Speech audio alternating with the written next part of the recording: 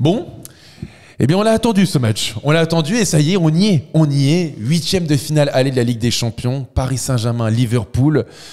J'ai des étoiles dans les yeux. Ah ouais, c'est les frissons. Honnêtement, c'est un match extraordinaire qui nous attend.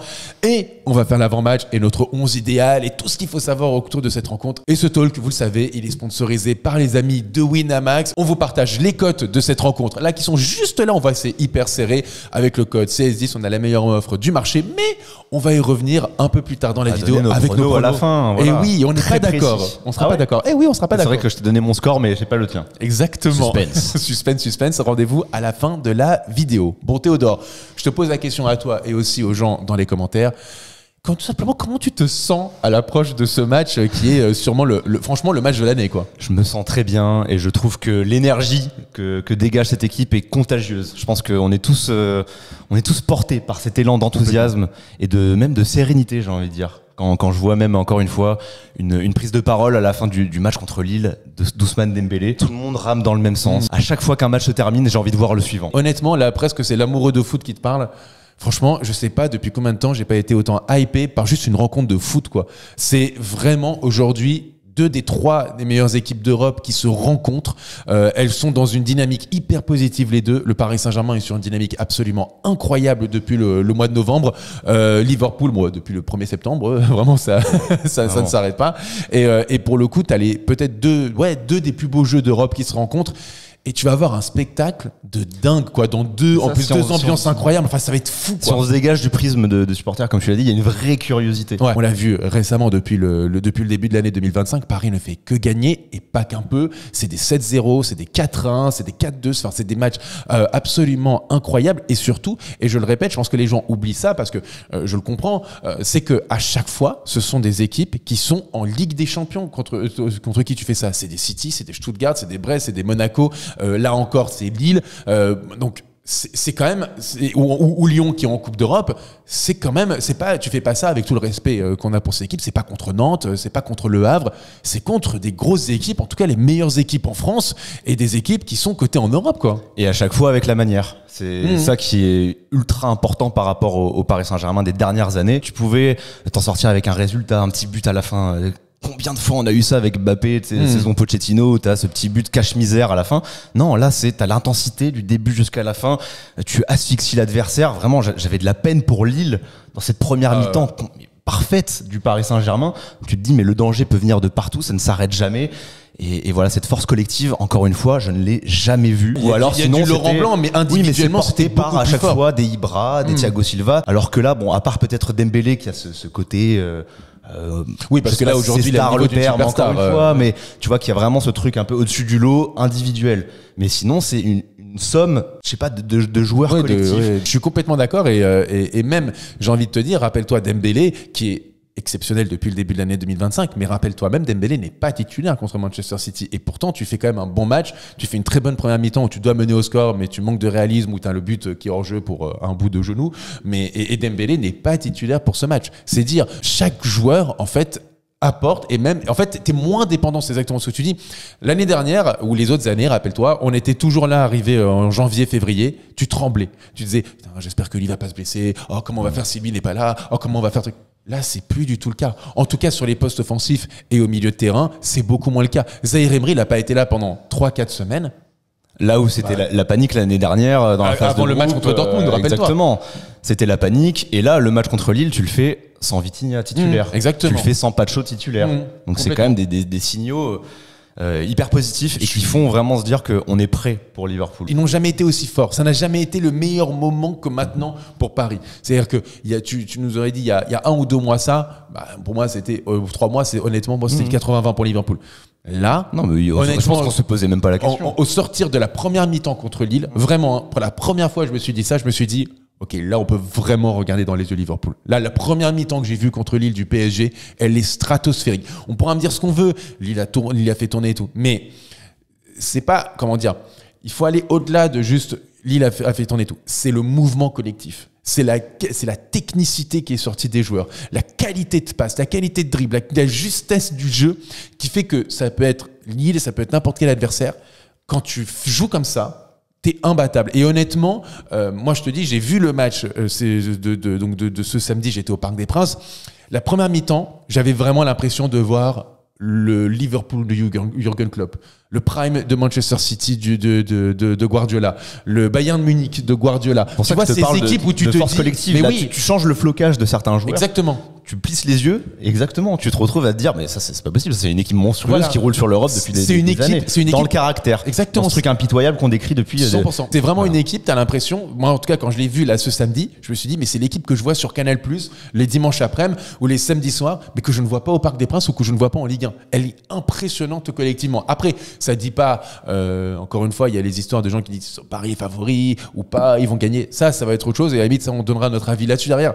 Mais rien que de se dire que collectivement, effectivement au début de ce projet collectif, t'arrives à dégager une telle force comme ça et que face à une équipe comme Liverpool qui est monstrueuse, hein, on rappelle qu'ils ont qu'une seule défaite cette saison en première ligue, ils ont été premiers de la phase de Ligue des Champions en début de saison. Exactement, ils ont 13 points d'avance sur Arsenal en première ligue. Que tu te dises avant ce match, ouais, tu vas les regarder dans les yeux et t'entends Arnaud Slot à chaque conférence de presse dire se plaindre du tirage au sort, se plaindre de jeu contre ce PSG qui est très fort, qui est tout. Bah, honnêtement, déjà, oui, tu peux vraiment sortir très positif et très optimiste de cette situation, quoi. On les affronte au meilleur moment de la saison, mais presque même trop tôt. Ouais, c'est ça le truc.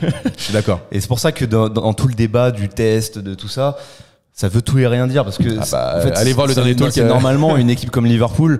Pour moi, c'est l'équipe que je place d'ores et déjà en finale, tu vois, presque favori de la compétition avec le Real. À partir du moment où il y a le Real en Ligue des Champions, ça fait partie des favoris. Tout le délire de test, je ne sais pas. Et en tout cas, je pense que Paris peut rivaliser avec et c'est juste dommage de se dire qu'on les a pas affrontés plus tard. Et je te rejoins parfaitement. Et avant de répondre à cette question, les amis, n'hésitez pas bien sûr à vous abonner comme toujours. Vous voyez la petite barre, elle est là d'abonnement. N'hésitez pas à le faire, mettre la petite cloche, le petit pouce. Vérifiez bien si vous êtes abonné parce que parfois on a beaucoup de vues, c'est vrai.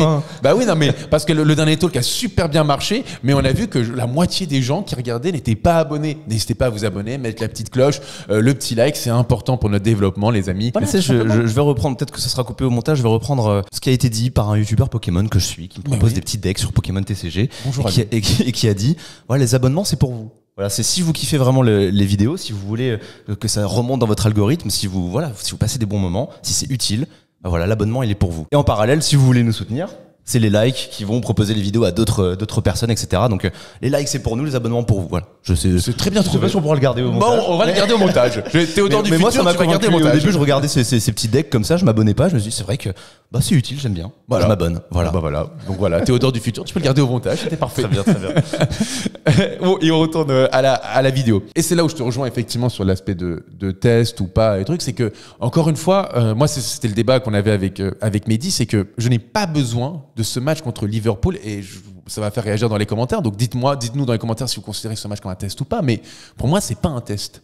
Parce que le test, ça serait dire quoi en fait? Ça serait de se dire, est-ce que Paris peut battre la meilleure équipe d'Europe? Est-ce que Paris va gagner la Ligue des Champions? Pour moi, c'est presque une finale avant l'heure. C'est même pas un test. Là, c'est le test ultime. C'est-à-dire que tu joues pas effectivement une équipe comme le Bayern, comme Arsenal, comme l'Inter ou l'Atlético Madrid. Tu vois, où tu te dis, ok, là, tu affrontes un gros. Là, on va voir si vraiment tu as les épaules. Mais là, c'est pas pareil. Tu joues contre la meilleure équipe d'Europe. Au pire, je le dis dans la situation, tu perds contre eux. Ça veut dire quoi? Ça veut dire que t'as pas les épaules, ou ça veut juste dire qu'en fait, bah non, t'es pas la meilleure équipe d'Europe, mais t'es peut-être la deuxième meilleure équipe d'Europe. C'est pas grave, tu vois. En fait, moi, c'est ça que je comprends pas trop. Je me dis juste que c'est un match pour savoir, limite, est-ce que tu vas gagner avec des champions ou pas? Mais si le test c'est juste de s'assurer que Paris joue bien, que Paris est vraiment sur la bonne voie et que l'équipe est monstrueuse et que collectivement ça joue super bien, j'ai pas besoin du match de Liverpool.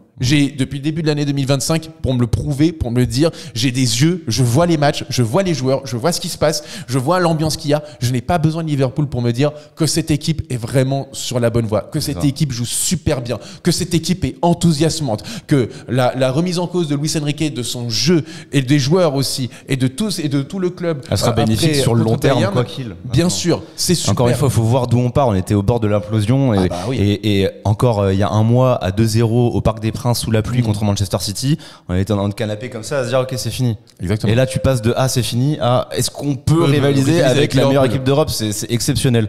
Donc si élimination il y a, encore une fois, il faudra pas tout remettre en question. Bon, il faut voir toujours le pourquoi du comment, tout ça, le contexte. Mais dans tous les cas, faudra pas tout remettre en question. Et rien que par rapport à l'année dernière, faut voir le parcours. Oui, on arrive jusqu'en demi-finale, mais tu perds contre Dortmund. Ouais. Donc, est-ce qu'on va se dire, oui, l'année dernière on était meilleur parce qu'on est allé jusqu'en demi, alors que là on sort en huitième? Non. Et tu joues la Real Sociedad en huitième. Et pour toutes les personnes qui nous disent à chaque fois, oui, c'est que Brest, c'est que Monaco, c'est que un pauvre City qu'on a tapé.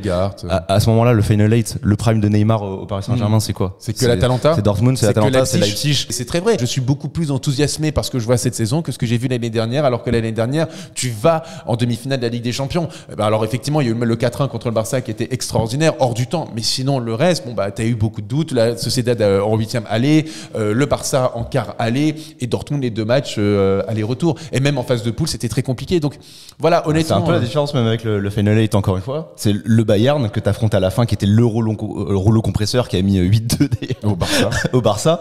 Bah, tu les affrontes à la fin. Exactement. Donc c'était dans l'ordre des choses. Là, ce rouleau compresseur, tu l'affrontes avant. Et si tu perds, ça veut pas dire que tout ce que t'as fait avant, c'est banalisé, c'est nul. Non, on peut être ambitieux sur le long terme. Et on peut rivaliser avec Liverpool. Maintenant, de là à dire qu'on va les battre, je ne sais pas. J'entends ce qui se dit un peu à droite à gauche sur ce match, alors Liverpool a quelques faiblesses au niveau des latéraux. Si tu gagnes cette double confrontation, c'est un exploit monumental du Paris Saint-Germain. Cette équipe, tu vois le Barça, je les vois jouer régulièrement, je me dis il y a des failles. Tu vois en défense, ça laisse quand même des espaces. Alors offensivement, je pense que c'est très fort parce qu'il y a une variété offensive qui est incroyable. Mais tu as quand même des petites failles. Le Real, je les ai vus encore ce week-end. Bon, collectivement, c'est pas génial. Liverpool, honnêtement, ça a très très peu de failles. Si tu gagnes, c'est que tu as vraiment été la meilleure équipe et tu as été une équipe incroyable. Ils sont parés à toute éventualité. Voilà, c'est ça. Tout pour le coup. Ils sont capables d'être monstrueux avec le ballon. Ils sont capables de faire le dos rond comme contre une équipe de Manchester City. Exactement. Et derrière d'être létal. Et je pense que c'est plus ou moins ce qu'ils vont essayer de faire, en tout cas, contre Paris. Ils sont capables d'avoir la balle. Ils sont capables de tout monstrueux faire. Sur la transition. Ils ont aujourd'hui le meilleur joueur du monde qui est Mohamed Salah, qui fait une saison mais extraordinaire.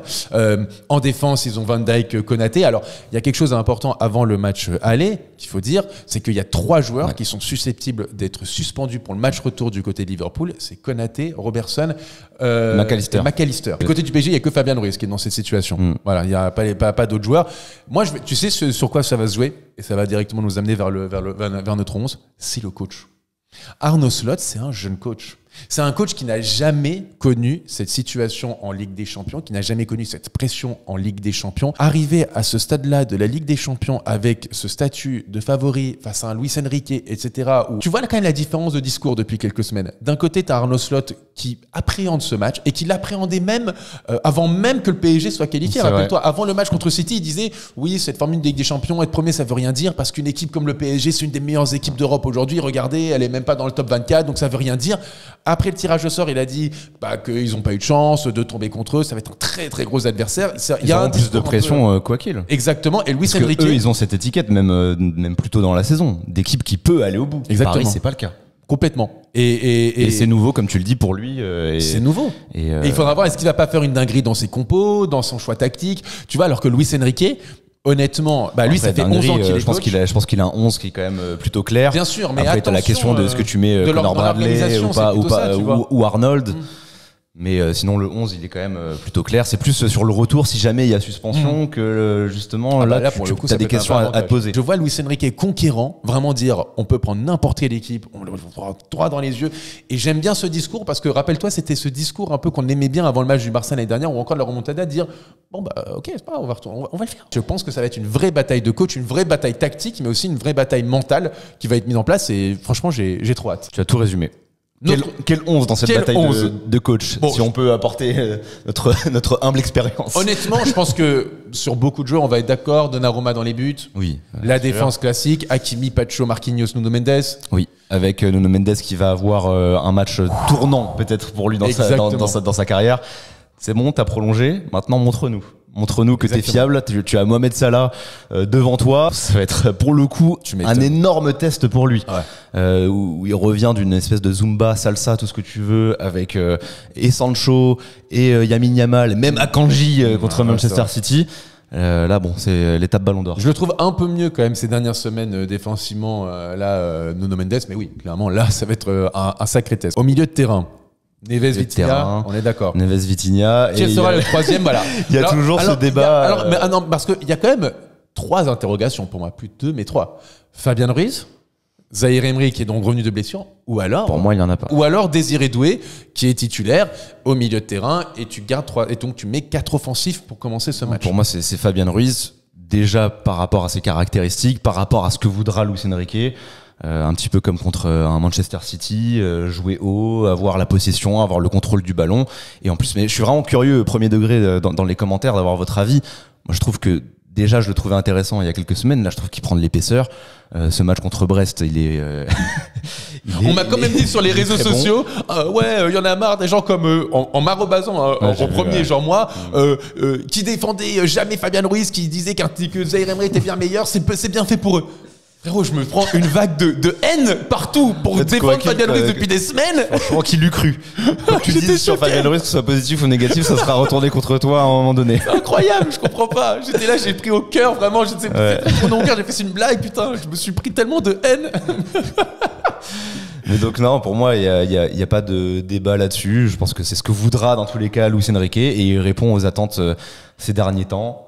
Et il fait vraiment partie de ces rampes de lancement pour des joueurs comme Barcola. Et il y en aura besoin quand tu connais les petites failles qu'il peut y avoir quand même du côté de Liverpool, Arnold et Robertson de l'autre côté. Il faut aussi comprendre le Luis Enrique. Je l'ai déjà répété dans certains talks. Il y a des équipes qui commencent un match, des équipes qui terminent un match. On rappelle que c'est qu'un match aller aussi et que tu es face à un Liverpool qui va amener beaucoup de dangers. Et j'ai l'impression que plus les équipes sont fortes, plus le PSG veut avoir le contrôle du ballon. Donc limiter au maximum que Liverpool ait la balle et essayer de contrôler le jeu. Donc c'est pour ça qu'avoir un gars comme Fabien Ruiz qui quand même a un bon sens de la passe, un bon sens du jeu, à essayer de garder la balle, de changer de côté, d'amener du calme, de la technicité au milieu de terrain, oui, je pense qu'il n'hésitera pas une seule seconde et peut-être, comme contre Manchester City, faire rentrer derrière Warren Zaïre-Emery en deuxième mi-temps pour un rôle un peu plus puncher, un peu plus vif, un peu plus fort dans les duels et projection rapide vers l'avant en fin de match. Quand peut-être de toute façon, il n'est pas prêt pour débuter, il est en retour de blessure.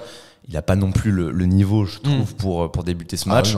Et dans les entrées, il a montré de très belles choses contre Manchester City, contre le Barça l'année dernière au Parc des Princes aussi. Je vais rajouter un autre truc, c'est que Luis Enrique, il y avait une question qui lui avait été posée en conférence de presse à un match contre Lyon. On lui avait posé la question de savoir pourquoi est-ce que les équipes du PSG marquent toujours plutôt en seconde mi-temps qu'en première mi-temps. Sa réponse était simple. On fatigue nos adversaires. En première mi-temps, on fatigue nos adversaires. Et c'est exactement ça. Le but, je pense que là, de ce match tactiquement, c'est de fatiguer Liverpool à faire tourner la balle, courir, contre-presser et tout, pour qu'en deuxième mi-temps, tu fasses rentrer des joueurs vifs qui vont profiter justement de cette fatigue et donc peut-être quelques largesses défensives pour pouvoir puncher et donc pour pouvoir créer des différences. Et c'est pour ça que je vois un Warren dans ce rôle-là en deuxième mi-temps de puncher pour pouvoir créer des différences. Et un Lee Kang-in aussi en entrant, je pense. Après, pour apporter une petite nuance sur Fabien Ruiz, parce que tout n'est pas noir ou blanc. Voilà. Non, bien sûr. Il sera hyper important de pas faire ces passes dans l'axe, parce que ça c'est un truc et qu'on avait déjà pointé du doigt.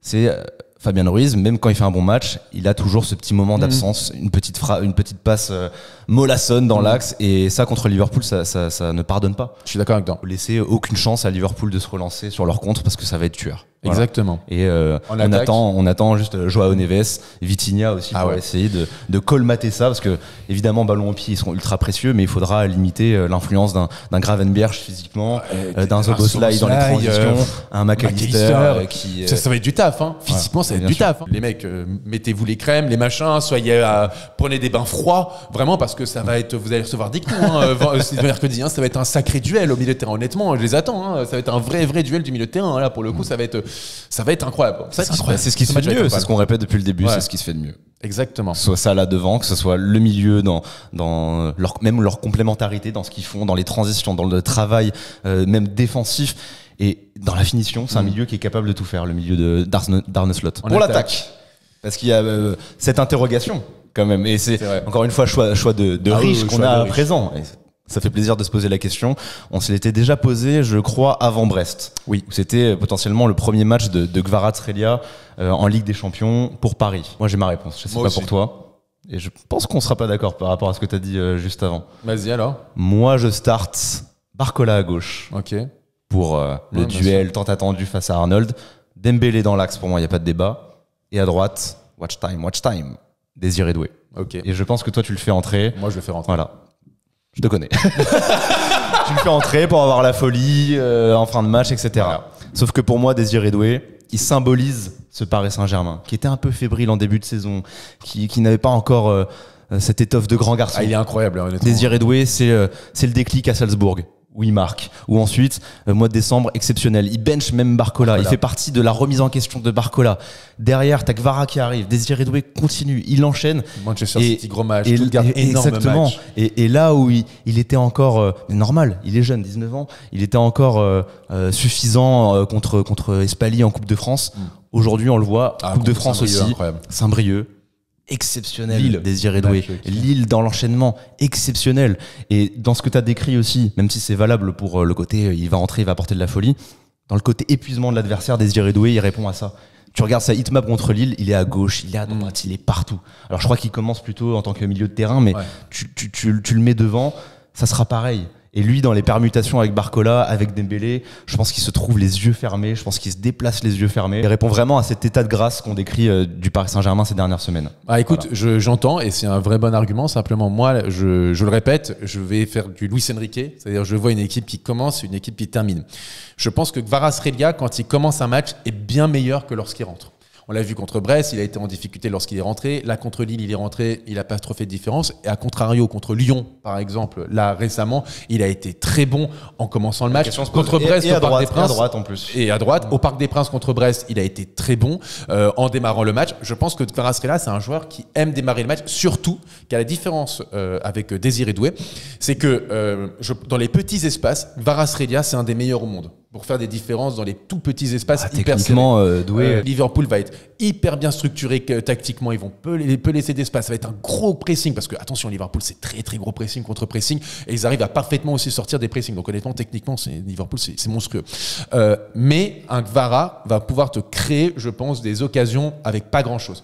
Doué, et je pense que Doué en deuxième mi-temps, quand tu auras un peu plus d'espace, quand les adversaires seront plus fatigués, je pense que ce côté puncher, ce coup de rein qu'il a, que Varane n'a peut-être pas autant, je pense que ça peut beaucoup plus t'apporter sur les 30-35 dernières minutes pour Désiré Doué que pour Kvara s'il rentre en deuxième mi-temps.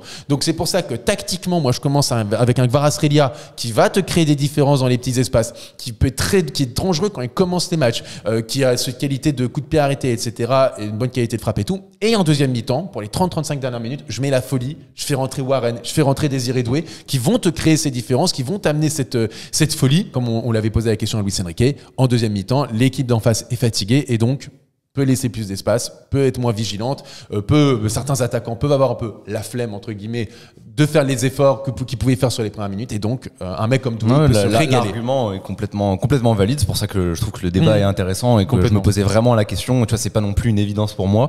D'autant que Kvara, son match contre Lyon, il est exceptionnel et je l'ai trouvé même plus intéressant à droite parce que je le trouve moins prévisible. Exactement. Parce qu'à gauche, il a quand même souvent tendance à revenir à la fin sur son pied droit. Là, quand il est à droite, tu t'attends à ce qu'il fasse un crochet, qu'il revienne pour frapper, alors qu'il a un bon pied gauche et il l'utilise davantage justement dans cette position. Donc la question se pose, mais je trouve que dans la continuité et dans l'alchimie qu'il y a entre les trois de devant avec Désiré Doué, j'ai plus pour l'instant plus de garantie, je trouve. Et je pense à un autre truc, c'est que Barcola jouera quoi qu'il arrive à gauche, parce que avec Trent Alexander-Arnold, peut-être son défaut c'est justement de laisser beaucoup d'espace dans son dos, ce qui est moins le cas de la part de Robertson, qui est quand même un peu plus bas, c'est un défenseur un peu plus bas, et donc Barcola, on l'a souvent vu, ces espèces de transitions rapides où ça part directement dans le dos du latéral droit. Honnêtement, je pense que Barcola il peut se régaler. À voir. De toute façon, et d'ailleurs, je suis hyper curieux d'avoir la réponse dès le 11 titulaire de Luis Enrique. Je suis hyper curieux de savoir justement vers quel argumentaire qu'on a pu placer il se penchera le plus. Et d'ailleurs, on est curieux d'avoir vos réactions dans les commentaires. Exactement. Plutôt Doué ou Kvara titulaire ou un autre choix. Bon. On a parlé, on a analysé, on a fait tout. Maintenant, il faut se mouiller, Théodore. Mouillons-nous. Et vous aussi, dans les commentaires, n'hésitez pas à vous partager nos pronostics. Et nous, nos pronostics sont sponsorisés par les amis de Winamax. On rappelle qu'on a un code qui est tout simplement la meilleure offre du marché. Le code, c'est CS10. Voilà, c'est facile, CS10. Ce qui vous permet d'avoir 10 € de plus sur votre premier dépôt qui est déjà doublé. Par exemple, pour cette soirée de Ligue des Champions incroyable, vous voulez jouer 20 €. Eh bien, sur votre premier dépôt, ça se transforme en 40 €. et avec le code CS10, c'est 50 € tout simplement. Et donc ça nous aide, vous savez, c'est chaque affiliation, ça nous aide, ça nous permet justement de nous développer, de faire toutes ces émissions. En plus, on a d'autres qui arrivent vous allez être après, ça va être très très cool. Et de très bonnes idées pour vous divertir. Exactement, vraiment c'est trop cool, on a hâte de mettre ça en place et de vous proposer, de vous le présenter. Il y a deux choses, bien évidemment, il y a deux disclaimers. Le premier, c'est que c'est moins de 18 ans. Donc, si tu as moins de 18 ans, frérot, je suis désolé, mais c'est ciao, tu n'as pas le droit. Voilà. Et de deux, ne jouez pas d'argent que vous ne pouvez pas me permettre de perdre, c'est important. Et vous savez que c'est hyper imprévisible, la Ligue des Champions, d'un côté comme de l'autre.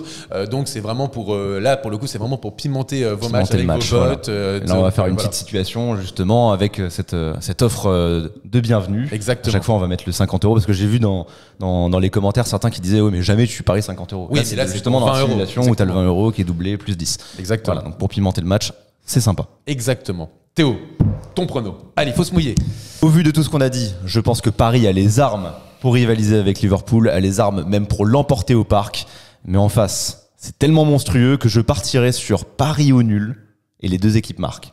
Comme ça, voilà, tu peux anticiper un but de leur part, tu peux quand même te projeter sur un résultat plutôt satisfaisant avant le match retour. C'est 1,98 cette cote. 1,98, ça me semble pas mal. Si je dois donner un score, je dirais 2 buts partout. 2 buts partout, la cote elle est à 9. Elle est belle. Ouh, belle cote. 2 partout, avec, bon ça on peut pas parier là-dessus, mais ce que j'espère c'est match nul où tu te mets quand même en confiance, tu gardes les cartes en main avant le match retour et une petite suspension, que ce soit Konaté, McAllister ou Robertson, parce que tu te retrouves avec, après c'est quoi, c'est Tsimikas au match retour. Donc voilà, j'espère au moins le match nul et une suspension. Écoute, je suis très embarrassé. Je sais pas, j'ai envie quand même de mettre victoire. Parce que tu es au Parc des Princes, parce que c'est qu'un match aller, parce que je pense que Paris va vouloir jouer et vraiment gagner, même s'il y a un match retour, mais au moins se mettre dans une position plutôt favorable avant Anfield. Le match à Anfield, sachant que Liverpool, c'est très bien qu'à Anfield, tout peut se passer. Et donc, une défaite, ça ne sera pas non plus rédhibitoire. Il y a moins ce côté urgence, presque le PSG. Paris ne doit pas perdre. Sinon, c'est quasi mission impossible pour le match retour. Donc, ils doivent gagner.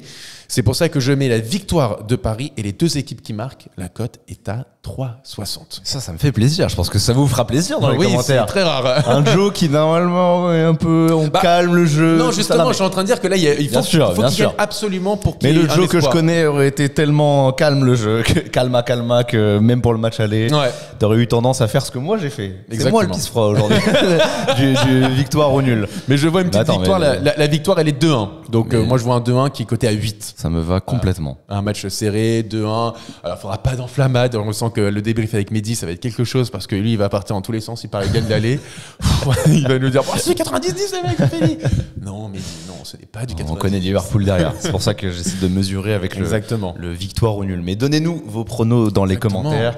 Un petit prono buteur peut-être pour terminer. Et alors écoute, dans mon prono buteur, je vais mettre buteur Bradley Barcola, qui est à 2,85. On n'en parle pas beaucoup, mais en 2025, qui a 7 buts, 8 passes décisives, toutes compétitions confondues. C'est délirant. Lui aussi symbolise la réaction du Paris Saint-Germain. Version 2025. Exactement. Voilà. Bon, ça aurait été un long talk en tout cas. Je crois que c'est le plus long avant-match qu'on ait pu faire, mais il y avait tellement de choses à dire. C'est Liverpool. Ouais, il y avait on respecte l'adversaire aussi. Et puis c'est peut-être un des derniers avant-matchs de Ligue des Champions aussi. Profitons-en. On va croiser les doigts en tout cas très fort. Merci à vous tous encore d'être là.